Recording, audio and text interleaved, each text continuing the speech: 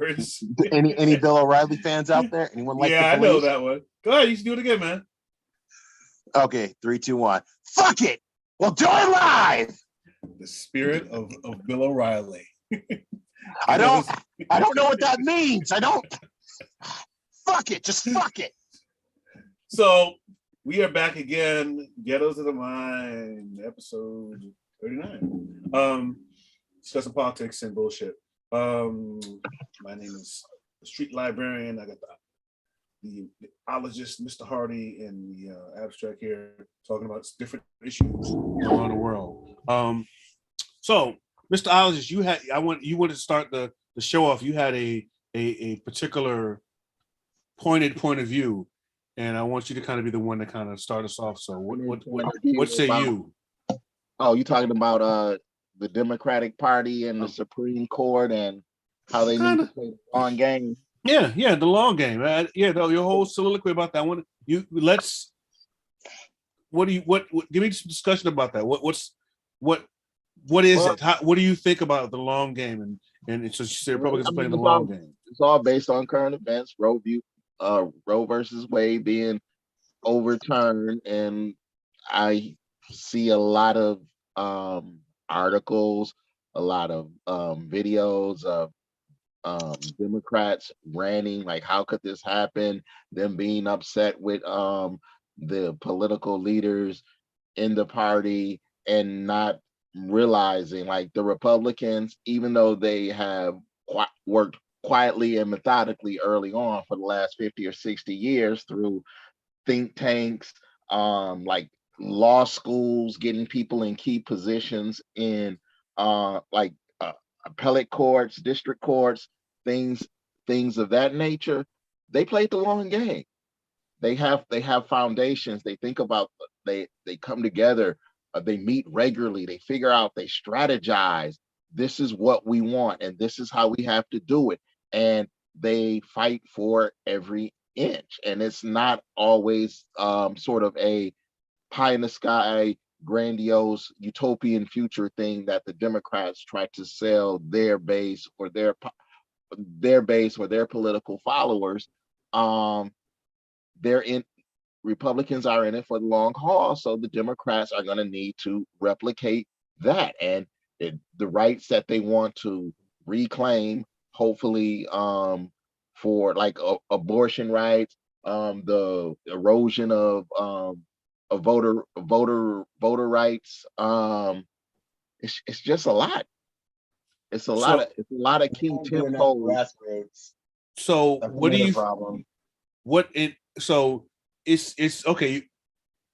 I agree with you, but in what ways? How do Democrats and progressive fight the long game? What tactics? Get funding, start think tanks, find promising people to go to law school, put them in positions like you got. They've already gave you the playbook. But that doesn't actually sound. I know we're in the. I know we're in. We want everything to happen now, but guess what? It doesn't happen that way. Wait, there's another. Decision didn't happen that way, and that's what people don't understand. They want to blame. They want to. The fires back. They want to go. It's Trump and the Supreme Court justices. Yes. Do you want more activist judges or less? They've always been activist judges. Do you want more of them? What do you mean? What do you mean more of them? They've always been that way. No, I'm saying, would you like to have more activist judges? People who come into law with a version of the law that may not be incongruous with other law standings, be like, well, I think the law should be this. We get our think tanks together where else think, I think the law should be this. And then even in situations how come for as long as I've been alive, before I was alive, there were liberal judges and there were conservative judges. We know what liberal. But that distinction. No. But that meant that they had a slant or agenda. They didn't come in and just look at the law. No, that's not what that means, though. A liberal judge is beliefs in the idea of the spirit of the Constitution, that there are certain ideas that aren't necessarily written down, like this idea that you can interpret, that's more in the spirit. And that's liberal. Democratic Party. That's the conservative one is more of. I want to ask you something, Aaron. everyone has an opinion. You have an opinion about things, right? You have certain things you believe, right? Yeah. So that wouldn't that. So if you were in a position to judge things, you have a certain opinion. I would go by the reading of the law and my understanding of the law, regardless of my opinion. Okay, right. Wait. For example, just for an hold on a example second. of what you're saying there, I fucking hate that they overturned Roe v. Wade. I'm totally down for reproductive rights and all that other shit. I greatly despise Clarence Thomas. He's very clearly an ideologue, but this idea that for big sweeping decisions and choices, Congress should be the people making it because they're a more representative body. What Chief Justice Roberts was saying, that's not something I'm against. No, he says that a lot if you listen to the court cases when stuff isn't clearly defined. And I pose this question to you, Aaron. If a case comes before the court, the law hasn't been clearly defined by Congress, there is some leeway. You have a certain perspective of how you view things, then you're going to judge in the perspective that you see things. And that doesn't think every judge is a activist judge. Let's say Ketanji Brown Jackson. During their confirmation speech, her confirmation hearing, she got a lot of flack about how she handled the pedophile cases. Her version of the law, because it was a part of the law where she had wide discrepancy to interpret things as she saw fit, was that the I need to clarify law about how you would share pictures of underage children or whatever the fuck was based on pictures, and it didn't put into context the new digital ways of doing so. This was an area where she had discretion. Feeling that discretion, she's like, oh, I'm not just going to trump this up because there's no law saying that I have to. That was her acting on her own discretion. I don't think that necessarily makes her an activist. It's just this is an area where the law wasn't clear. People who don't agree with the way that her perspective or she leans, she's an activist judge. So when I say all judges are activist judges, it's kind of hold on a second. I disagree. Hold on a second. I'm saying that you were saying something. Then you went away. Cut out. You were saying something. You're saying so much. You got muted. Again. Go ahead. What are you saying? Go. I'll just. No, what I'm saying is the opposition side is going to see you as an activist judge because you're not judging in the manner in which they feel is right and just, and that is non-judgmental because they feel that they are right. So everybody's an activist judge. It's just depends on the opposition. Disagree. No, I would. Going into a court case with an already made up mind is being an activist judge. Getting presented with new information and having your opinions based on the fact of the case. What I just said. I'm saying, like, we all know, you listen to enough of the court cases, the laws are never written. It's never, when they get to the Supreme Court, it's never a cut and dry case of the law. It's always a lot of gray areas. So you're telling me that liberals don't call the current court activist judges, and you can't tell me when the court had more liberal judges that the conservatives didn't call them activist judges. That's what I'm saying. You keep using this as an ad hominem. I'm just describing, based on new information, changing your opinions. That's you as a judge doing your job at your own discretion. If every time you get someone in front of your court case in your docket, and you're just saying this person's guilty, no discretion, no anything, that's being an activist. There's a lot of gray areas within the law because Congress doesn't always pass tight laws, and a lot of times you will hear whoever gives the okay, can I flip this on you so I can put this in a manner I can understand, because I'm getting a little lost here. No. Do you think Ketanji Brown Jackson was acting as an activist judge when she kept going with the lower sentence? Do you think that was her being an activist? I can see how some people could say that, yes.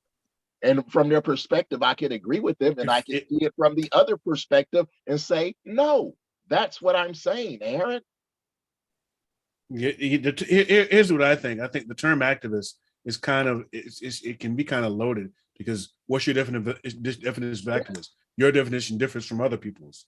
So when you're going into court cases with a clear-cut decision, regardless of the facts of the case. Okay, well, wait. If you're going into a court with a clear-cut decision to cite the fact, that actually is compromising. You've already made a decision that you're not being a judge. It's a bit of a problem. If you're a judge,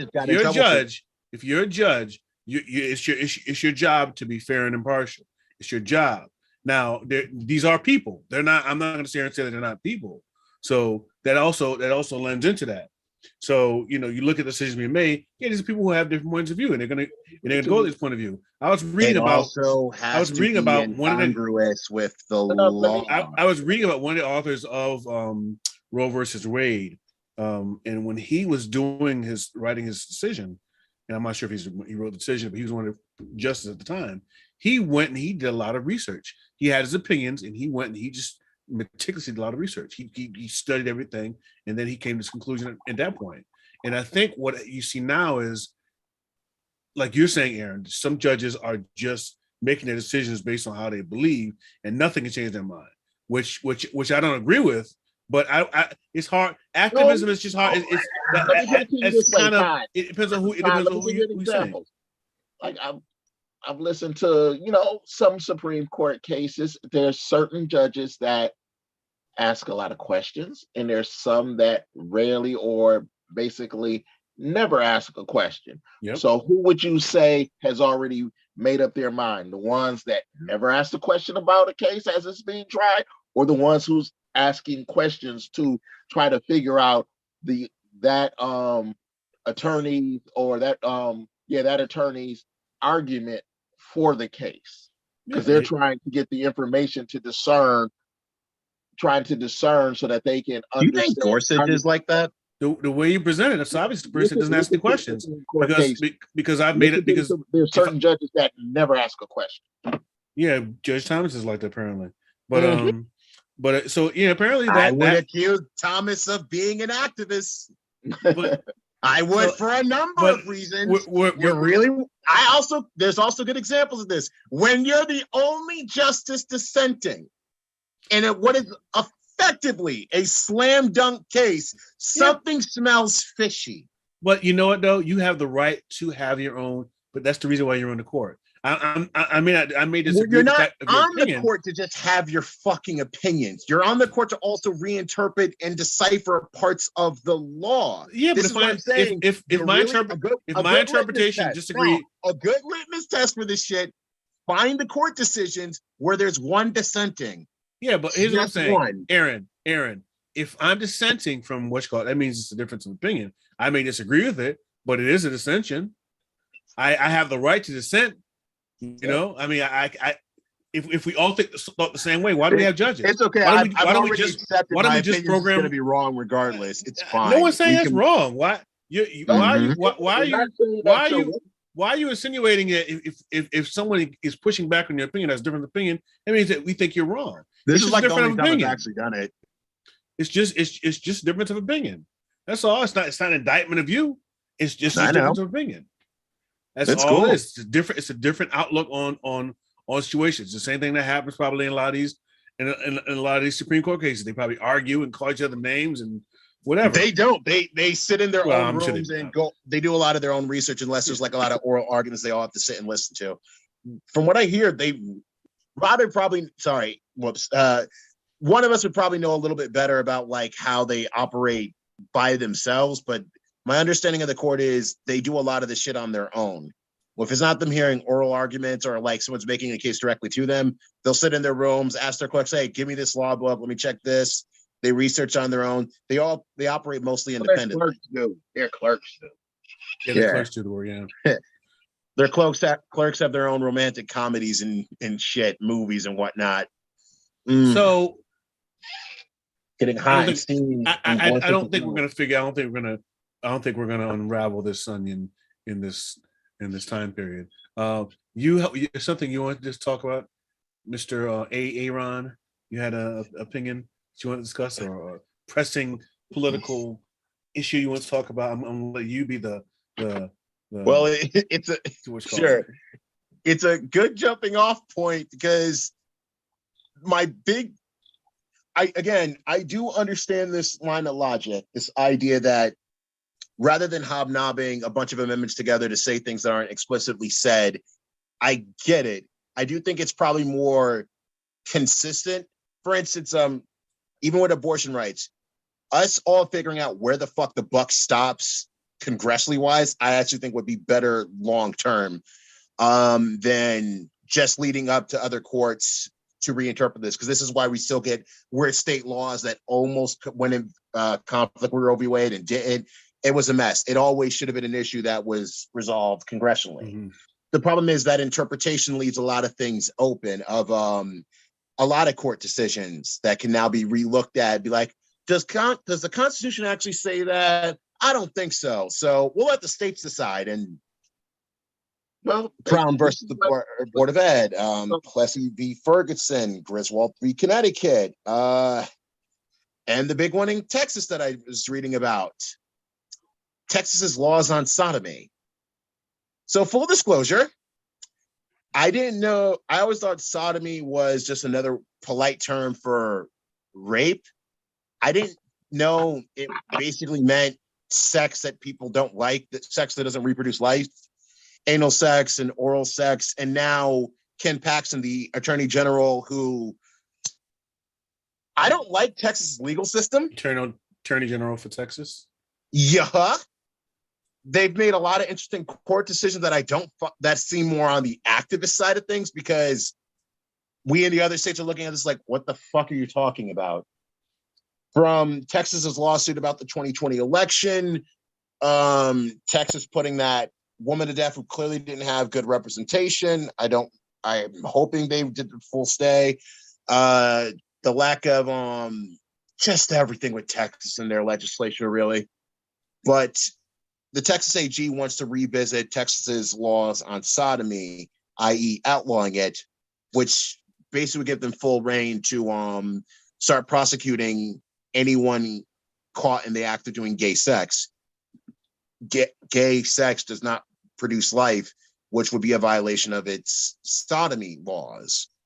And I don't know if the court case where this was decided came up on the docket or is coming back up on the docket, but going by the popular interpretation they use against Roe v. Wade, and as Clarence Thomas indicated, he's fine with looking into court cases that dealt with gay rights. I'm a little more than scared. I'm very much concerned, because it's like, so can I interrupt real quick? Go for it. Do you understand how courses get decided to be reviewed for SCOTUS? Somebody sues, it goes to no. Well, it gets presented to SCOTUS, but the Chief Justice is the one that really decides the docket. It determines and brings the cases before the other judges. So that's if Robert doesn't want the court to review the case, they're not going to. Basically, yeah, he has that power because he sets the agendas for the session. So he has a lot of power. I guess the real question I should be asking then is, so let's say issues of sodomy, are the states right to decide what type of sex is okay, or interracial marriage or whatever?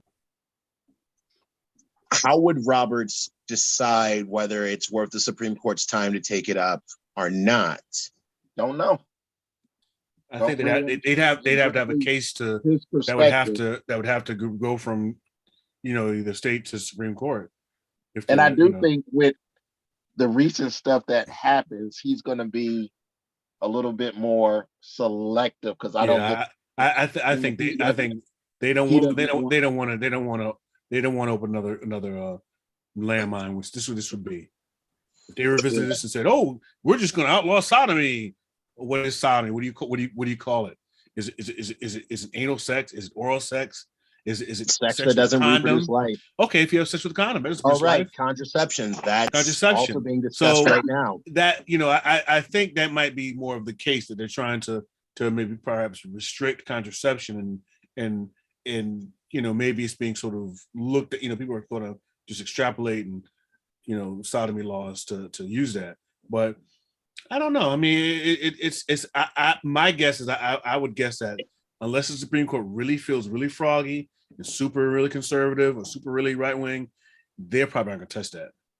But hey, who knows? I've been wrong before. Yeah, I always would like I didn't think. As much as I'd always like to default to this, let's not go with the slippery slope fallacy. Nah, it's an oncoming train. It's a question of when, because the reality is, I think some of these cats are so big into their own ideology and worldview, they don't give a flying fuck or even consider how their thoughts and beliefs affect others. I think, it's kind of like Rob was saying, the long game. I think you have to think the long game. It's like, think if you like the shock value is saying, oh, they want to stop, they want to restrict sodomy, but the long game is maybe they want to just make it where there's less options for birth control. Never, you know what I mean? So the long game is kind of looking at. I don't know if maybe they're sort of at limiting certain aspects of it, and this is just sort of where they were using the kind of what's called. But I will be extremely honest. I never try to attribute to malice what can be attributed to stupidity. I brought this up in the podcast a while back about this Republican talk show host, Charlie Kirk. He said widely to his audience that it's like, yeah, I would love for the Supreme Court to re-examine gay marriage. I disagree with that entirely. I don't even think gay people should have the right to get married. It doesn't behoove him. It didn't help him. He got roasted in his own comment section. But I'm like, how many of these actual conservative cats actually just think this because that's how they personally feel and they believe the world should work how they personally think it should? Okay, and I think there's some. In the last 50 years, people have made comments like that, have got roasted in opinion pieces online, this, that, and the other. But here we are. His audience was wildly conservative. I was on his page. 80% was against him. The 20% like those comments don't mean religious. Anything. Like long game. Yeah, it's to me. Yeah, it's just incendiary. It's not about Charlie Kirk. I'm worried about the percentage of Americans that are extremely homophobic and they don't give a fuck what this person is sexually into, the fact that this is how they were born, this is them naturally, or any of the implications of that. Their worldview is it's wrong and I'm not going to change. Todd, I got to step out. I'll be back in a minute, okay? All right. What I'm going to say, and this is going to be my catchphrase, like, what was it? The old, what's the musical awards? The Grammys, when Lionel Richie, outrageous, the long game. The evangelicals, the largest voting bloc of the Republican Party, this is their Super Bowl. They've gotten everything that they wanted because basically with this court, is their morality is the standard. Yep. Right. Yep. And they know that the court is going to make decisions right in line with everything that they want. And to kind of go back to the first topic for a little bit, a big tenet of the Republican Party has always been states' rights. States' rights. And what is states rights. What does this past decision do? It puts it back on the states for state rights. Long game, gotta play it. Yeah, I do think you really got to look at it in terms of long game. I think if you look in terms of shocking awe, that makes you react to shock and awe, but you got to think longer than that. There's more to it than this. There's more to it than that. I think. It just sounds. It sounds too simplistic. I think it's just exactly is just that. I'm sure there are some that are thinking long game. I think the most immediate thing they're doing is thinking, here's my argument. That man's thinking long game. He's a lawyer. Here's my attorney general. He's thinking long game. If these fuckers were thinking long game, they would have never none of them would have been Trump supporters. Anyone with a brain can tell this fucker is destabilizing to party. And if they didn't nip this motherfucker in the butt, they'd be working for him or be fired by him. Yeah, but he won. He won. He also lost a lot. But listen, here's what I'm saying. 2016, he defeated every other candidate. Every other candidate was there. Every other person that was running, Jeb Bush, Marco Rubio, Ted Cruz, everyone that was there, he laid waste to them.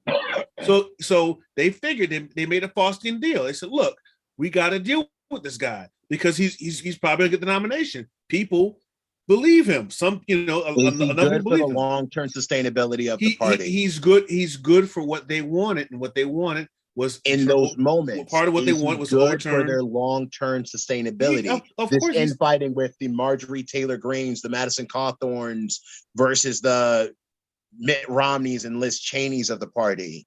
The actual elitist Republicans. I don't know, but I also know that they've got Roe versus it took down Roe versus Wade. That's a big get. Immediately. That's a big get. Do these Republicans feel as if they're going to be able to hold on to their power when Trump wins again and starts attacking them next for not being more loyal? That's why I'm saying it feels like this is more of them. Hey, this is popular. Let's catch this new Donald Trump wave today. Trump is tomorrow. I can almost guarantee you. I don't think Trump wins again. I think if anybody runs, it's probably gonna be DeSantis. Doesn't matter. That's probably the most likely candidate. You really think Trump is not going to try to run again? Yeah, he may try. But I don't think he's gonna be successful. Also, I don't think DeSantis is as popular in Florida as he might seem. He did almost lose the governor race. That race was close. It doesn't not Trump doesn't matter. Trump can win again. And then it's 4 more years and he's done. It's people like Mitch McConnell, like Mitch knew Trump won. Okay, he's not really a politician. He's gonna do some crazy outlandish stuff, but I'm gonna be able to push my agenda and get what I want. And that's what Mitch did. He's part of the 50-year plan. So like we get caught up on the eye candy and the spectacle. It's the other stuff that you gotta watch.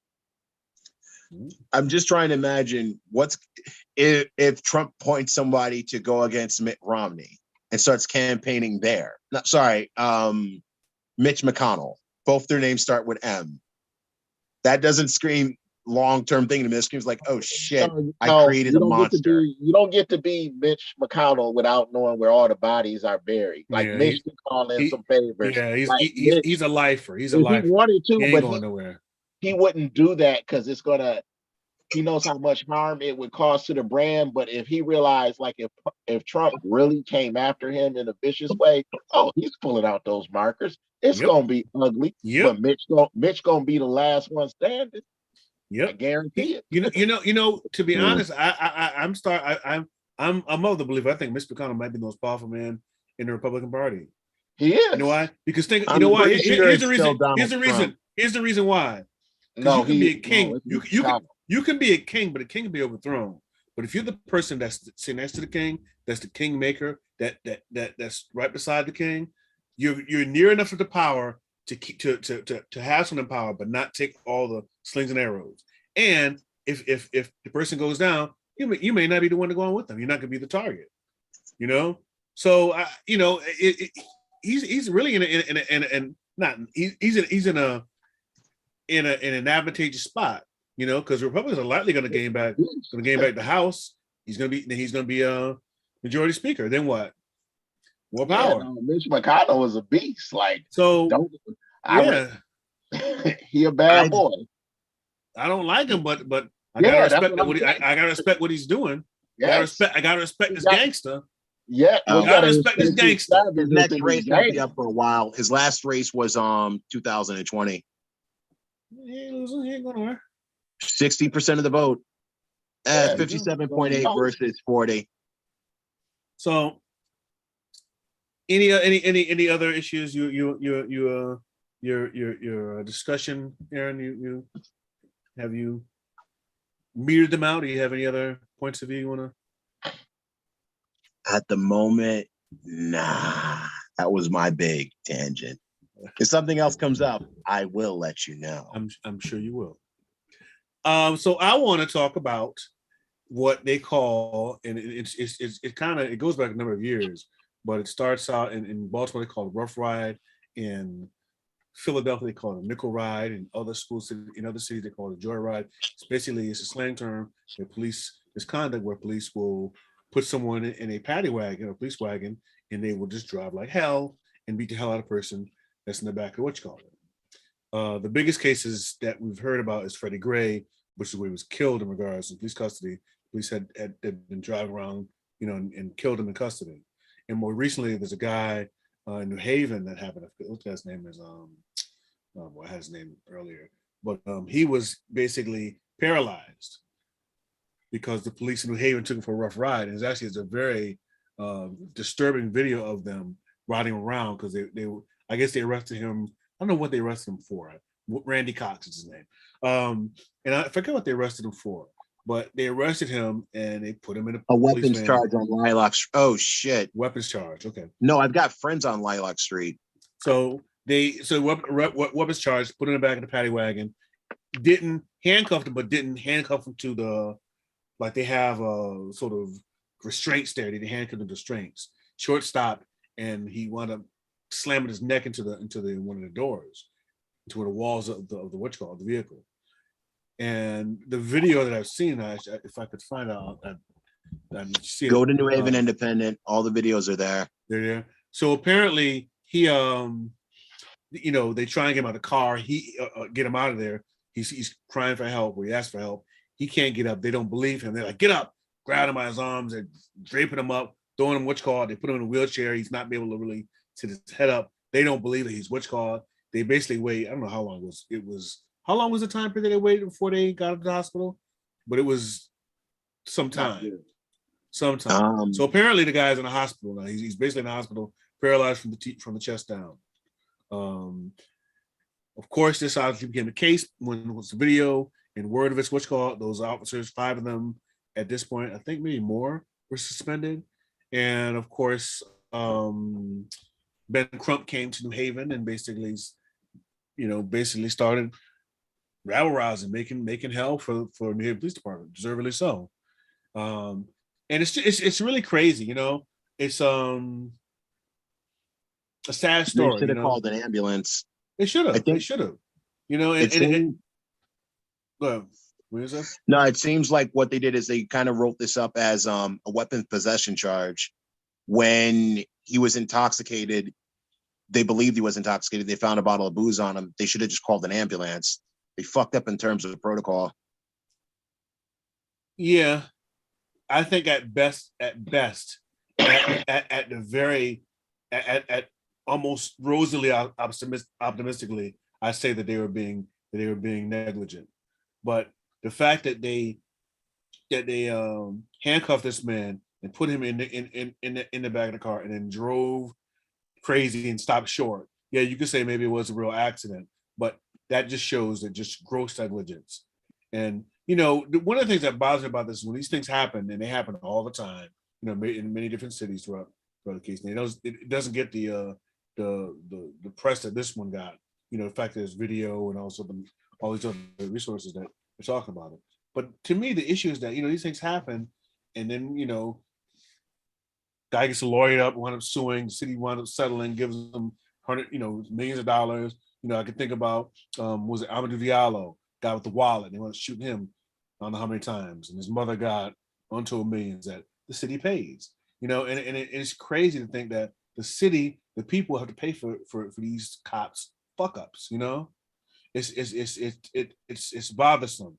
And it always bothers me that that all these things happen and they wind up suing, they wind up city winds up paying money, and then the people of the city have to pay for this. It's a really sad occurrence when it happens. I have a small addendum to add to your point. Mm-hmm. A lot of times when it comes down to funding police forces, what you're talking about is getting proper training on protocol, which involves spending more money I guess it's kind of like a rainy day fund kind of situation. You spend the money to save money in case of these lawsuits. You're right. This does seem like gross fucking negligence. Right. And it's like just proper training and protocol could have fixed a lot of this. And instead, rather than say training the officers so they actually do this shit, they didn't. So they didn't think to do this. And thus, now we have another lawsuit. Yep. It's that issue of constantly being reactive with our police departments as opposed to being proactive. Yep. Question: does New Haven on narcotics charge or major drug or just major crime charges, do they get to keep the money that they confiscate? Because I know a lot of police departments do, and they can add them to their funds for spending. I don't So know about funding for a lot of police departments. Isn't there a name for this? Yes, there is. Civil asset forfeiture? That's what you mean, right? Yes, I believe that's it. So Yeah. the funding for training, like they always say, well, blah blah blah, the big drug bust, all that stuff with the cash, the assets that they auction off, they get that money. Where does it go? Where does it go? That's the question. I do wonder what happens with that. What happens when they, when they bust, actually, it's a really good series to watch. Oh my God, it was on HBO. With John Bernthal's in it. We Own the Night. We Own the Night. Have you seen that? No. Yeah. It is really good, man. It really, because what it does, it shows Baltimore Police Department how crooked they were, and these particular officers, like how the lengths they went through to get, to basically like rob drug dealers and basically extort drug dealers and do whatever they wanted, to be honest. Mm-hmm. What they would do. One of the things. I'm looking it up right now. I don't think we actually have civil asset forfeiture in Connecticut. Okay. Don't quote me on this. I want to be absolutely thorough. Yeah, I wonder why. That's a good question. But yeah, I wonder. It's crazy to hear that this thing happens in our state. You don't think about that this would happen in liberal Connecticut. It only happens in those big old crazy states, but it can happen here too. I'm more upset it happened in New Haven. I actually always advocate for our police force saying we're better than that, but apparently not. Well, I mean, there's bad police officers and they need to be fired. They don't need to be given suspension with pay. They need to be fired. Suspension without pay, investigate them and make a determination and fire them. Because that was dereliction of duty. Oh, for the record, we do have the power to fire our police officers. We have a community review board that actually aids in this procedure. Heck, they were the ones that decided on the new police chief when the old one wasn't cutting it. Do you know what was the story with that? The intern chief? Because I never got the whole story because they were like really. I didn't get it either. It was like she was going to be interim. They didn't even want her to be interim, and I was like, well, I get that you don't want her to be the full-time chief, but what's the story to be interim? Why hire someone else to be interim and then she probably didn't clear the background check. If she clear the background check, that's a clear violation. Like, she's has a record or something. But it's just strange. I never got it. But anyhow, I would check it out on the New Haven Independent. They can give you the full story because I know for a fact that we're looking into this. So we got another voice in the Mr. Les. You got anything you want to add to the mix? Any particular points of view you have? Or I just kind of logged in on the tail end of the first conversation as far as the Republicans and the governor of Florida. So I had just came back from Florida for work, and most of the people down in the area of Florida I was in, a lot of them were struggling, right? I mean, things are so expensive in Florida, right? So I think somebody had mentioned that the governor of Florida, is not that popular in Florida, and I would agree with that, right? A lot of people are struggling down in Florida, right? It's expensive as hell. Right. It's just, as far as the Republicans, I don't know. I think Trump might have a chance to get reelected, to tell you the truth. Yeah. All right. I just can't see how I really I need to be I have to, well, and strange things will happen, but I just don't see it. I'm not trying to say I don't think he's just this total pariah and dead in the water, but I just don't see it. I just can't see him running again. And when I say elected, I'm saying elected by the Republicans. I'm sorry. I don't know if he'll be elected as president of the United States again, but as far as for the Republicans, I think he has a chance to get reelected by the Republicans. right? I don't think enough Republicans really care about the January 6th, tell you the truth. I don't think it's going to change their mind, right? And you're going to have a lot of people and I'm kind of surprised that DJ's not on tonight, but, DJ kind of has some points there, right? It's a lot of, especially that lady that went on earlier this week, a lot of what she said was hearsay. So, right. So in their mind, it's all bullshit anyway, this whole committee. Oh, wait a minute. Can I ask you a question in regards to that? When she was talking, I had that same thought, but like the people that came out against saying like everything she's saying is false or whatever, if they don't actually testify in front of Congress to rebuke her, no one can actually be charged for lying to Congress. So if someone goes up there and says, abstract, fuck the donkey once or whatever, I don't know why that's what my mind went to. And I say that's some bullshit, but I don't say that in front of Congress, I could be lying. Wait, I got a question. I guess say this. Hold on a second. I got a question. Did she report that somebody told her what happened? That a witness, like they witnessed it, and then they told her about it. Right. So she could be telling the truth, or somebody could say, well, she's just repeating what she heard. So she could actually be telling the truth, but it could be inaccurate. Right. So let's use the person that allegedly got choked by Trump. So if that person had a conversation with her and said, yeah, I was driving and he tried to choke me because he wanted to go to the rally, that's not hearsay because that's a direct account from the person. Well, no, that is hearsay. That's a second-hand version of the story. Hearsay would be like someone told you that you heard that he did this. The driver told her. Like, right. Yeah. Like Todd told me that you choked him because you wanted to go to Toe's place. Because Todd see DMX, and I told that nigga get the ticket early, and this nigga didn't get the ticket on time. Yeah. Well, all right. Here's what I think it'd be hearsay if I told Rod that Aaron choked less. I heard that Aaron choked less. You know what I mean? But if I'm telling you that I'm the one that got choked, this dude choked me. That's not. It's. I don't know if I'd call it hearsay. You know what I mean? Because there's. I'm the one. I'd be the one that's telling the story. As opposed to me hearing it from someone else. Now, like I saw somebody else. This is what I saw, and you weren't part of it. Like, yeah. I just think that this man is too. Hearsay is defined as an out-of-court statement made in court to prove the truth of the matter asserted. So, a description of something that happened made under oath to prove that something happened. If this is her trying to prove something happened outside of court, then I guess that would count as hearsay. Well, then it's a testimony, and it's not legal. It's not like a criminal or a civil court. It's testifying in front of Congress. It's a political court.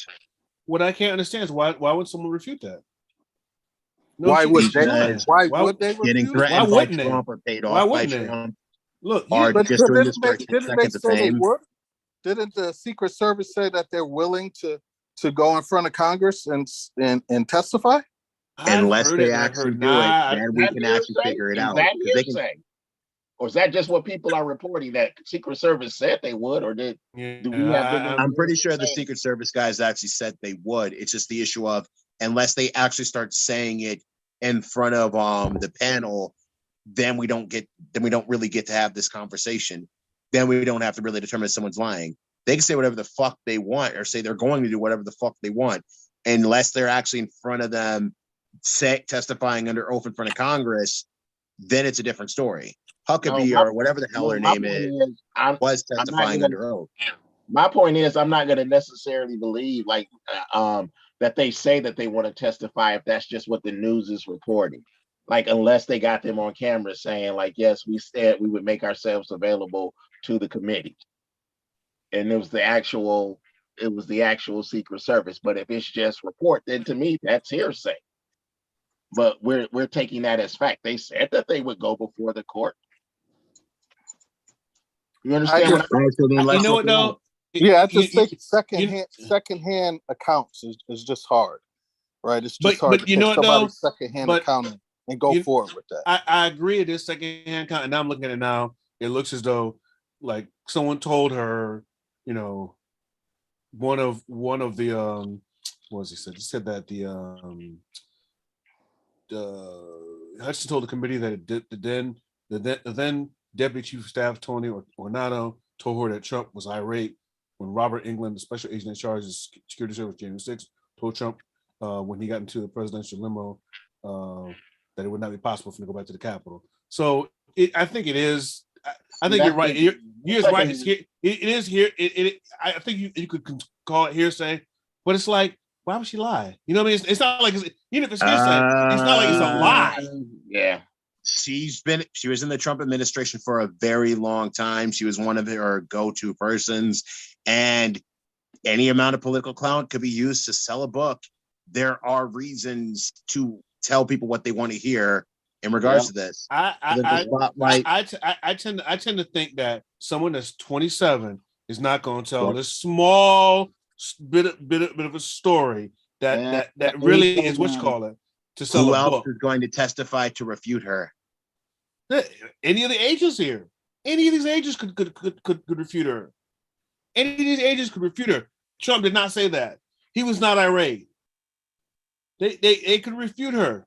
You know, in her book, they will go in flames. Her life would be ruined. I just don't think that's her life was probably already ruined. Yeah, she's kind of famous before this. I knew who she was before this. It probably isn't as it is to some degree. I think she'll be all right, but you know, but pretty much any politician who takes a long and loud stance is going to be vilified by not half, but a sizable percentage of Americans anyway. She was probably getting death threats beforehand, and now she's getting death threats from the other side. Mm-hmm. If Trump doesn't get any sort of like conviction or even charged, I think it just helps him actually, right? I think all this helps him. If he doesn't end up getting charged, it helps him. How? In what way? Because he's going to be able to see they keep coming after me and they still have nothing. They've been coming after me for 5, 6 years. 7 years at this point, years, and they still have nothing. And they're going to come after you too because you're actually the victims. They hate hardworking actual Americans. I think this needs to be done to be a matter of public record, so we have an understanding of what happened. I think you can't just be like, oh well, tough titty, because again, like I was saying earlier, like I was saying earlier, could you imagine what happened if, let's say that Trump had taken to the Capitol building of the day, say he had got on that on the steps and made a speech with that crowd there? What do you think would have happened? Probably would have been worse. More people would have died. It would have been 100 times worse. It would have been worse, but it would have probably stopped Trump. It would have been so bad that you would have to charge it. Right. But so, the guy is going halfway, it kind of helps him, not especially if you can't charge him. Well, you're right. And that's actually what always helps Trump out. I'm not saying they're going to take him away in chains. No, of course not. He's got too much power, too much political will, and people don't have the wherewithal to charge it. It'd be too much. It'd be too much strife if they did. You know, people would fight. You know, so I don't think it's going to happen. I think they're doing this to essentially discredit them. But I think it's deservedly. You know, I think you can't be like and just say, "Oh, well, he was just saying old funny tales." That's not what we're asserting. That's not what we're asserting at all. The Democrats, for the most part, have been doing that for. Hold on a second. Hold on. I think y'all are giving like the sanitized version of what would have happened if he got there. These people. Wait, no. Hold on a second. These people who believe that he gave them their orders, they're at the rally, they're enraged. He shows up, he starts talking, they storm the Capitol. Like, I think they go into the congressional room. I think it gets bloody, violent. I think we end up with politicians dead. I don't think that he'll just stop to say, oh, well, I won the election. At that point, it's like it's his government.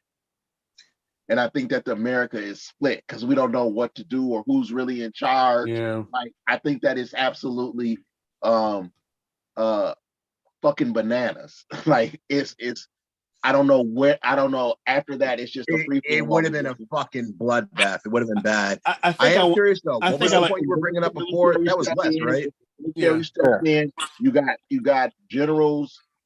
You got generals loyal to him. You got generals that's probably loyal to the Constitution. Like, it will get absolutely crazy.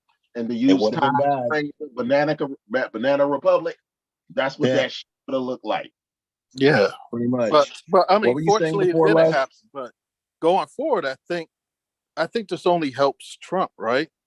It really just only helps Trump. I mean, because somebody can easily argue that the Democrats have been going after Trump for about 6 to 8 years here, right? But it's They not. haven't- They don't have. It's They not haven't like gotten reason. anything. They haven't gotten anything on them, right? And they're going to say, "Look at the prices for everything. Look how bad the economy is. Look That's how not- much you are personally It also- suffering." But And that's the not. Democrats, all they do is whine and complain, and nothing comes out. And of they all the hate whining and America. complaining. They hate all the things I like. Right? They're And I think that helps. I think that helps them with independence, right? Because they're going to be like, the Democrats are good to whine and cry and this and that, but what have they accomplished? What have they done? I Right? want So to you- go back to one of the other money with things. Clinton for getting a blowjob? Say what? Did people complain when we spent all that money on hearings and investigations when Clinton got a blowjob? I don't think that's his point. He's saying No, that that doesn't most even people matter. don't Actually, 'cause- care. yeah, that doesn't. This Yeah, is- that this doesn't is even kind of the matter. problem. Were people personally? Was the economy as bad as it was when Clinton was getting a blowjob? Right? No, the economy was that's actually what I'm fucking saying. great. So Les, so you're saying Yeah. because the economy is in a state of But flux, didn't the tech bubble burst in the second term? we should ignore this thing and just move on. I didn't I say like the ignore it. families. I'm just stating the facts, right? If charges don't come out of this and nothing really happens to Trump, it's very easy for him to sell it to Republicans and to independents. That all the Democrats do are whine. They don't nothing actually. And all They don't and actually also- improve anything. They don't Here's do it. anything. Here's what I think. I don't think I agree. I don't think there are going to be any charges against Trump. I don't think there might be. I don't think, but somebody's getting somewhere. Somebody's going out somewhere, and that's up to the Department of Justice to actually do something. And you can see it happening. And I mean, and I don't think necessarily with this thing. I think this is more of a historic thing. This is kind of this. I think more of this is to shame Trump. I think, and to sort of show how dysfunctional he was at that day. But can I be honest? I also think that you look at what's happening to those around Trump. It's getting worse and worse. You know, Giuliani is what you call it. And this is Street, from the that's Russian what always happens. This is what always happens. The Democrats or the news media try to run this story to the American people about Trump being bad. They've done it before he was in office. They did it while he was doing in office. And some of the times that they've done it, their examples of the shit they're blowing up over are kind of small potatoes. The insurrection should have gotten the attention Russiagate did, but that didn't happen. So to the regular Americans who are catching or seeing some of the inconsistencies in the story, there's a very compelling narrative that like, oh, the second someone I like stands up, they get all this unfair negative attention. The flack he's getting for the insurrection is earned. It's every horrible thing we said about Trump in 2016 or 2015 is earned in this. Throughout his entire presidential election and all of it, it wasn't. But there's been this long, consistent narrative now that, what, are we on 6 years now? I don't know how long it's been, but for anybody who was straddling the fence or a Republican who was like, who also feels this type of way that the second someone I like gets targeted, oh, now it's a shitter, or now it's so wrong that somebody I like gets in. There's a lot of Americans that feel that way. It doesn't help that there's this very strong narrative, and this is another thing that's going to feed into it. The people I like get targeted. That's all they're really hearing from this. This is why these fuckers feel so goddamn emboldened to just like grab their guns and fight for their country or whatever the fuck. Because they can see some of the inconsistencies in the logic here. If this was a Democrat, if this was someone, not necessarily, If this was somebody else, if this were Hillary they would Clinton, what do you not think have would come at them happen? this hard. If this were Hillary Clinton, what do you think would happen? I think there would have been They'd a do the lot. same news damn would have thing. tried to tell. It'd be the The news same would have damn tried to thing. tell lies to downplay it. Anytime when the news has a person they like, Hillary Clinton, Obama, and this is the problem where I'm saying there's credence, there's evidence to this narrative they're trying to foster that the people they like get unfair attention. The people they dislike get favorable news. What was that story about the New York Times? How I don't fucking care. I really don't, but it's a good example. Hunter Biden's laptop and shit. How the news buried that story. Are they buried Paging DJ. It's an example of DJ not being wrong, though. Biden's laptop. I know it's not a good example of a good story because I don't give a shit about the laptop. I do care about them burying the story because it makes Biden look bad. You mean like Pizzagate? No, because did the news bury the story? Did Twitter block people from posting about the story? I don't know. During the election cycle, I don't know. And to be honest, that really didn't register to me as an issue. The election cycle, Hunter Biden's laptop. I know, but to Twitter CEO, it did. To the other news outlets that knew of this story, it did. The news will place favorites, and it's not fair. And it goes into this narrative of it's us versus them. The people they like, the elites, the rich, smart ones with their college degrees or their fancy life, they don't work as hard as me. They're not struggling as much as me. Oh, and they get to pick who's in the country. They get to decide what vaccines I have to take, what masks I have to wear. Fuck them. I get that fucking narrative.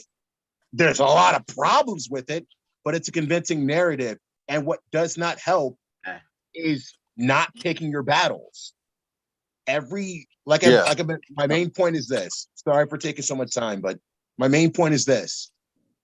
The Russiagate shit, the extreme narrative they kept trying to push with that shit, fuck that. The insurrection shit is warranted. This was worth it. This was worth constantly hearing it in the news nonstop. Some of the other shit really wasn't.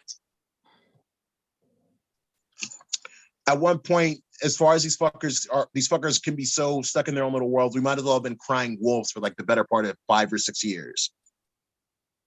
My rant is over. Sorry. I agree to a certain extent. I just think like the losses that the Democrats or liberals have had, specifically the Supreme Court decisions and the Supreme Court numbers. That was a foregone conclusion. That when Trump got in office and he chose those justices, that was a foregone conclusion. And you know what I mean? That's why I said that Republicans got what they wanted. They got what they wanted out of Trump. Yeah, they did. They definitely all majority in the Supreme Court. They also really, got more Bullard, they don't really need him right now. I think now the Republican Party. I never thought about it that way. They don't need him anymore. Really, they don't really need him. What do they need Trump for? You know what do they need? Think about it. Do they want 4 more years of Proud Boys and shit like that? Come on, man. They don't want that It's shit. the only way they actually win their elections. No, it isn't. Remember, children. It's a bigger. No, it isn't. No, hold on a second. Hold on a second. It's a bigger gamble. The rhino. No. Todd just said something very, very profound. It's a bigger gamble for them because all he really is going to do is probably destabilize the party. They got what they wanted. That was the point I was making 20 minutes ago. When you got the best hand you can play, you don't want somebody sitting across the table as your partner that's going to fuck it up when you can run a Boston. And that's true. Right. I'm telling you, to me, I don't think there's any way that Mitch McConnell allows Trump anywhere within 5 miles of the White House. I really don't. I really don't. Laughable. I find that laughable. Why do you say Remember, actually, you know what the litmus test for this is? How many of the Trump-backed cats keep winning elections or not? That's many. The litmus test. Not many. Some win, some don't. Not many though. Mitch can handle that. It's not a wave. Mitch not a wave. He's a wave on it. So he might not be able to endorse anybody and they win, but by himself he can win. right? He doesn't need, right? So that's the strange thing with Trump. People Isn't that love him. actually the big problem? He needs with a Republican People Party. love He needs a party. Yeah, he can probably run third party and grift people like he did with this whole Stop the Steal shit because he stole money. I think he can still run Republican and be actually. Yeah, but I don't think he wins because you know what happens? He right then and there he's like Hillary Clinton. He's poison. So all of a sudden liberals go, we're not having Trump anything but Trump, and you have Republicans that are never Trumpers. So who do you think could beat Trump in the Republican Party? Who do I think could beat Trump? I don't know. I mean, it's too soon to tell. One. Nobody's told. Nobody could beat him. It's too soon to tell, but I just don't think he's a viable candidate. I really do. I think who's the governor of Texas? That's a possibility. Abbott. I don't think he's popular enough. Yeah, that's actually I still think DeSantis. I think he doesn't have to be a popular governor. I think if he can find his footing and come up with a campaign and resonate with enough of the base, come on. Really, all you need to be done is rubber stamped, and that gives you at least 40% of the vote. Yeah, but the only thing with those guys, they're just a softer version of Trump, right? I agree. Trump is there, they're gonna the party's gonna pick Trump if Trump is there, right? They're not gonna pick a softer version of Trump. Right. Here's what I'm saying. Here's what I'm saying. They don't. I wouldn't want. If I'm a Republican, I don't want Trump because he brings too much baggage. This whole shit. Wrong. I'm telling you, if he runs and wins again, you fucked up. Streets. There's not enough classic Republicans who think like that. I didn't say classic ass Republicans. You're not listening to what I'm saying. I didn't say that. I didn't say there's a classic Republican come out the woodwork like John McCain or no. I'm saying it could be a Trump light person, an acolyte, but not Trump. That's all I'm saying. I'm saying his name and his brand has become toxic, and I think toxic to who? To others outside of that aren't Trump. He was already toxic with Democrats. But hold on a second. Toxic to the long-term plans of the Republican Party. Right. That's a short-term too. They got what they wanted. They had everything in a row. You don't want somebody to a wild card to come in and destabilize. He's a proven wild card. Yep. How do they stop him when most of the people that are voting are going to vote for him? The first time, stop that. But hold on a second. The first time when he won the election, the Republicans knew we have 50 some years of work of getting real close to getting the Supreme Court that we want. We got this crazy populist person that's running under our banner, and he's beating out all of our seasoned things. Okay, he gets elected. We can still do what we want. He's going to nominate judges for the court, and we get the court. So it was a transactional thing. They got what they wanted. I don't know what he really has to offer them now. Right. No, but he has more the same. I guess my point is he has the power. He has the power. These guys get paid by staying in office. It behooves them to hold on to as much power as they can for as long as they can, i.e. doing what also their donors want, which they wanted this or that cat on the Supreme Court. Cool, fine. These fuckers make buku bucks. He gave from their donors and shit. By staying in office. I'm saying I don't tax cuts for the rich. They got that. Like what I'm saying their major goals may have been accomplished. Yeah, that doesn't mean they don't have other goals. Staying in office for as long as they can means they get them keep making that money. I'm sorry, the only cat that I know actually took his ball and actually went home was fucking Paul Ryan. Remember Paul Ryan? He did that. A dab. I remember that. He took his ball and went home. Nobody else did. I'm telling you. Trump's the alpha, man. And I don't think they could just, if Trump runs, he's gonna win the Republic because the politicians can't stop Trump. Right? The only people that can stop Trump are the people that vote or the voters. And they love Trump. The Republicans love him. They're like the only person they love. Right. So I don't see how Republican politicians can stop Trump if he runs. I just don't see it. Right? I don't see how could they stop him? They might not want him there, but how could they stop him if he runs? I think they do everything in their power to As I said before in this thing, You know, I know we don't think anything is going to happen with these hearings, but I said Mitch McConnell might not publicly be speaking out against this stuff, but behind closed doors, he might be doing things to ensure that Trump doesn't have an opportunity to run again in 2024. But there's also the risk that with that also comes this risk of not winning. No matter what, Trump is still extremely popular with a large percentage of Americans, captivating them in a way that other people with the economy the way it is. I think the Republicans realize they can win, without. Yep. I was reading an article. It says 70% of people don't want Biden to run for re-election. 70%. 70% of every 70% of I should say all registered voters, but I'm guessing a poll that someplace which called doesn't want to win, but I'm probably all voters more. I don't actually. But I would vote for him again. So why do you need Trump to run? Why do you need Trump to run? I'm not saying you have a poor candidate. So you don't. I think you're thinking about this too much like a Democrat. Get in the Republican headspace. No, get in the Republican mindset. Wait, let me finish. What I'm saying is that him running for another 4 years. Think of how much we dealt with in his 4 years of him being president. Do you think you want to go for another election, another 4 more years of him doing the same bullshit that he's been doing? You mean owning the Dems? Yes, with their stupid wokeism. More of that, not any of this stupid ass. Yeah, but okay, I don't know. Here's what you're saying, right? So okay, Trump wins again and he wins. Let's say he runs and he wins 2024.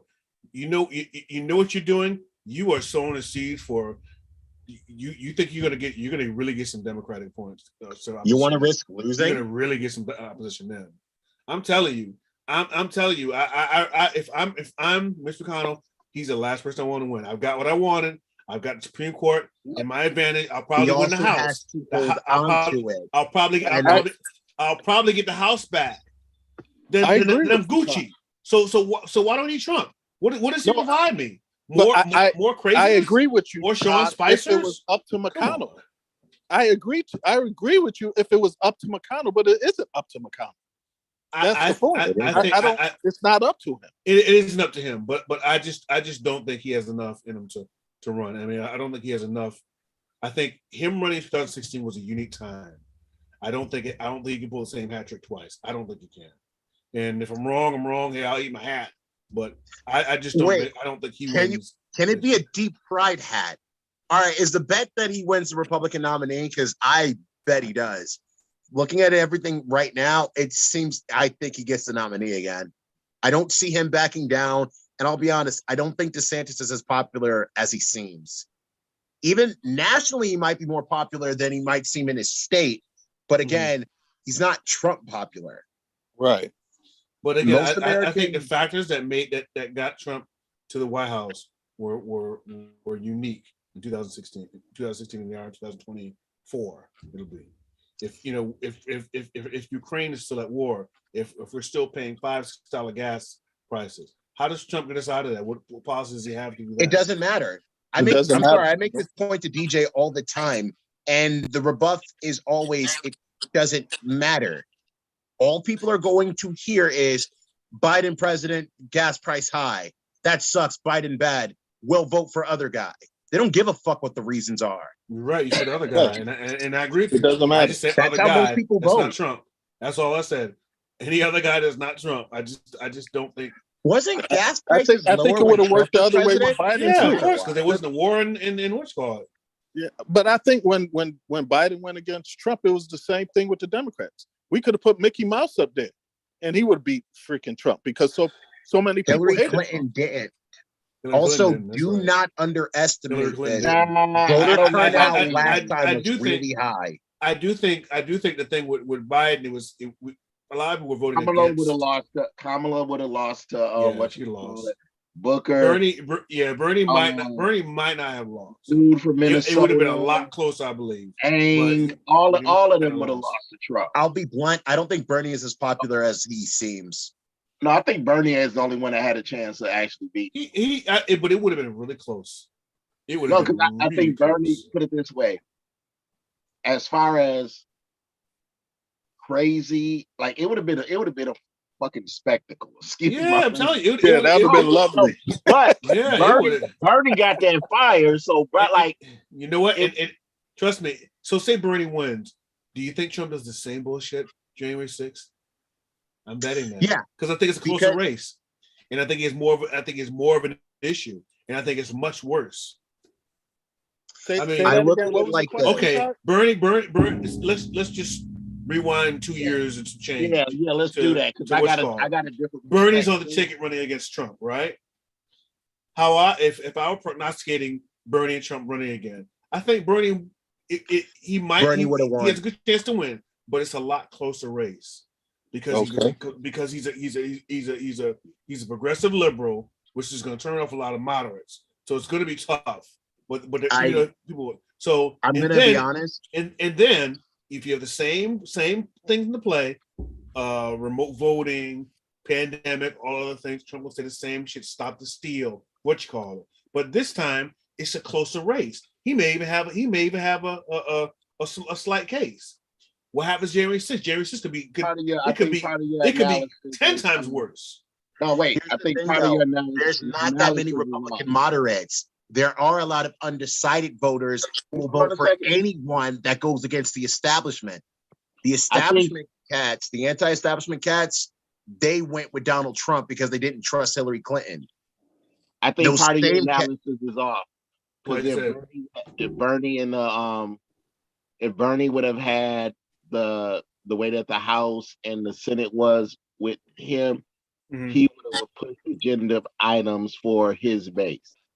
And he would have fought hard for him, and he would have done everything in his power to ensure that he got those things to do. He wouldn't have played the traditional politics as a long-term, lifelong DNC Progressive person.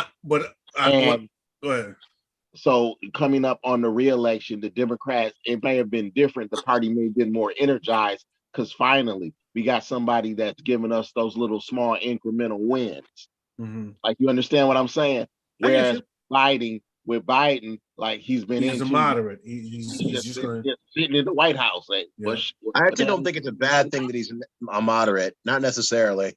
I actually would say, given the circumstances, he's not doing that bad of a job. No, it's not the fact that he's a moderate. Clinton was a moderate. Clinton had an agenda. Clinton pushed that shit through.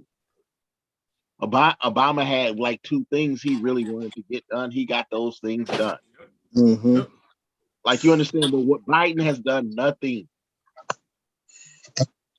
Nothing. He elected He's forgetting a couple we have a black vice president and a black Supreme Court justice. That is something. It's not nothing. Also, it hasn't done anything for the country though, as a whole. He hasn't been able to successfully get anything passed. He's done things. It's not nothing. Right. We're not giving him props. I don't care about. Look, I don't care about having a black vice president, a black liberal black Supreme Court justice, or Juneteenth. Look, legislation. The gun bill.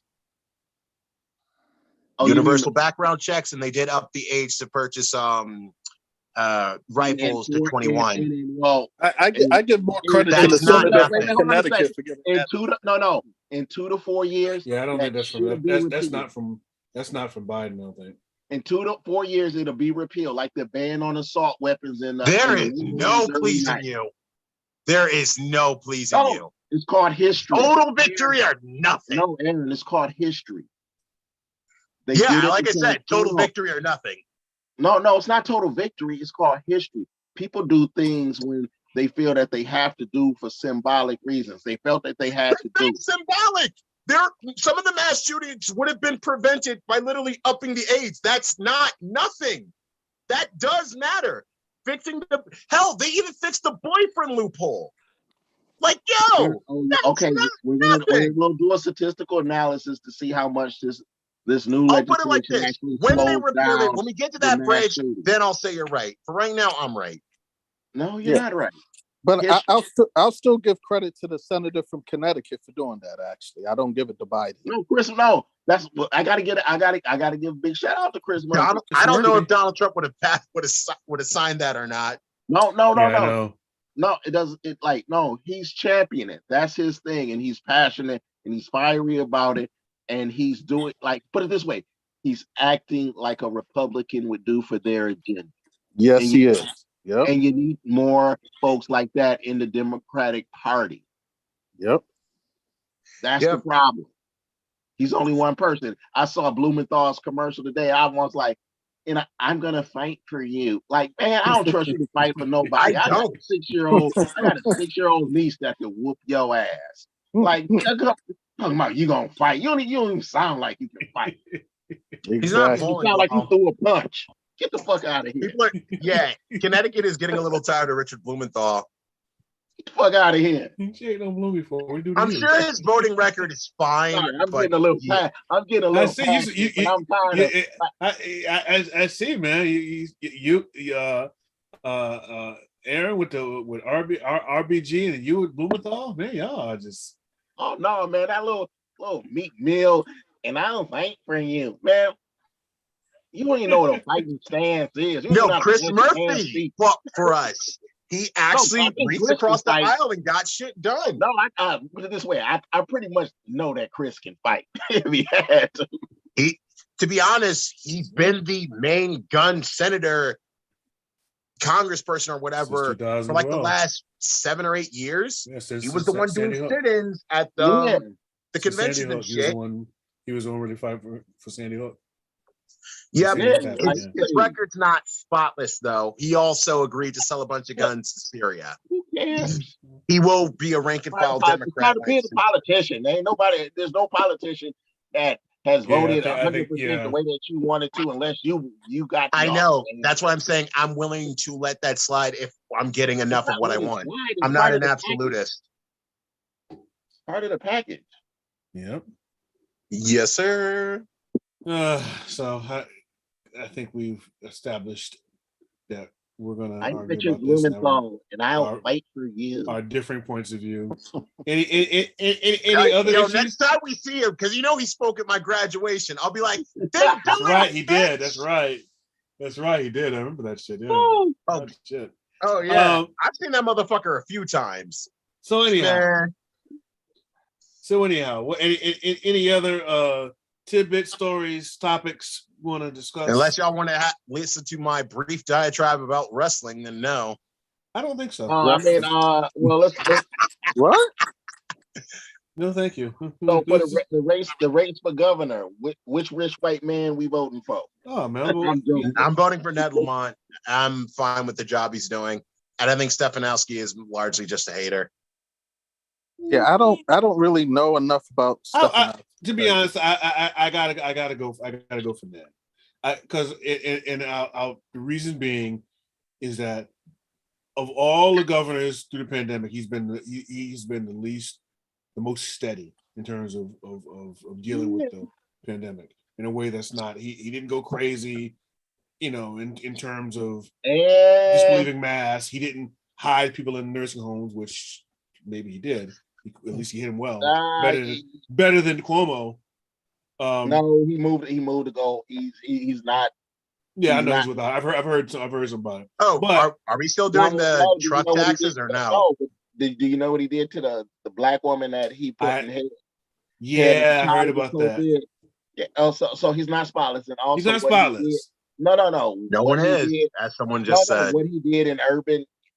What he did with urban areas when he first came out, he said it was going to be based on the city or the school districts that you were in, the numbers of what the protocols were. But then when he wanted businesses to whatchamacallit, so in the major cities that are black and brown, he changed it from the cities so that they would have to go in person learning and not do remote learning. He changed it to counties. So he did a lot, and then he brought in standards from Massachusetts, and that's related to him making the black lady who was allegedly was supposed to be in charge of the COVID-19 response and getting somebody from Massachusetts in that had, what was it? They didn't even have a degree in like epidemiology or whatever. The same thing that that black lady did. They was in something else.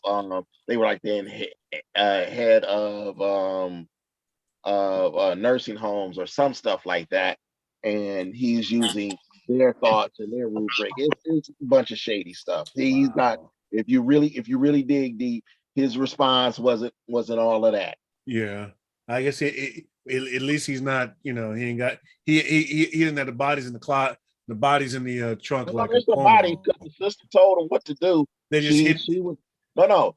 She right when it started happening, when it hit New York and it was out in what was it, Washington, like Seattle or wherever on the West Coast. Mhm. She had calls with the state representatives from those. They said yes, it spread from the nursing homes with people coming to visit. He wanted to she wrote him an email or a letter and said that we need to stop visitation at the nursing homes. He said no. It went on for 2 weeks, and our close proximity to New York, and that's how it started to spread here. If you look at the data, he didn't follow her advice. He followed other people's advice. She set up mobile response units for uh in areas primarily like vans and stuff to get people tested, to get them to be able to get them tested, to do isolation procedures, to pass out masks and do all of this stuff. And he basically, for Black and urban communities and Latino communities, shut it down. Shut it down. She had everything ready to go. So don't. So does that mean you're voting for Bob Stefanowski? I didn't say that. I don't have to vote for either. You know what's funny though? I can write somebody in. That is my right as an American. I like watching his commercials because did you watch the ones when he was running a couple years ago? You see, he was all stiff and he was like a little heavier and he didn't have a nice haircut. He had a little Frankenstein bowl cut. Now he has he's nice coiffed cut. You see, he's got tan. And he lost some weight. Coiffed now. He's coiffed. He has a nice coiffed. Probably has a $200 haircut. But it's funny. That's not elitist because I'm a common person. I can't afford a $200. Hey! You watch the commercial. His dad told him that. Don't you lecture me with your $30 haircut. His dad told him that you're not better than anyone else. And no one's better than you. That's his front and center of his campaign. Yeah, with his $200 haircut. I should. All right, man. You can stop here. If